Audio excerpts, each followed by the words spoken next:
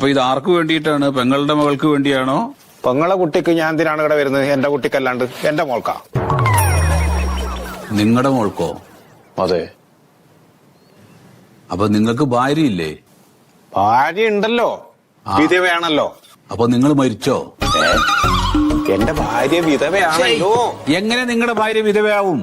മരിച്ചു കഴിഞ്ഞാൽ വിധവയല്ല, ഭർത്താവ് മരിച്ച ഭാര്യ വിധവയല്ലേ സാറേ? നിങ്ങളിപ്പോ ജീവിച്ചിരിപ്പുണ്ട്. ഉണ്ട്. നിങ്ങളുടെ ഭാര്യയും ജീവിച്ചിരിപ്പുണ്ട്. ഉണ്ട്. പിന്നെ നിങ്ങളുടെ കുട്ടിക്ക് എങ്ങനെ ഈ ആനുകൂല്യം കിട്ടും? എന്റെ സാറേ, മരിച്ചു പോയ സുധാകരന്റെ ഭാര്യയാണല്ലോ വിധവയാന് ശേഷം ഞാൻ കല്യാണം കഴിച്ചത്. വിധവേനെ കല്യാണം കഴിച്ചു. അപ്പൊ എനക്കൊരു കുട്ടി ഉണ്ടായി. അപ്പം വിധവേന്റെ കുട്ടിയല്ലേ ഈ കുട്ടി. ഈ കുട്ടിക്ക് വേണ്ടിയുള്ള ആനുകൂല്യത്തിനല്ലോ ഞാൻ ഇവിടെ വന്നത്. നിങ്ങൾ വിധവയെ കല്യാണം കഴിച്ചാലും ആരെ കല്യാണം കഴിച്ചാലും ആ സ്ത്രീയെ നിങ്ങൾ കല്യാണം കഴിച്ചപ്പോ ആ സ്ത്രീക്ക് ഒരു ഭർത്താവായില്ലേ? അപ്പൊ വിധവ അല്ലാണ്ടാവുകോ?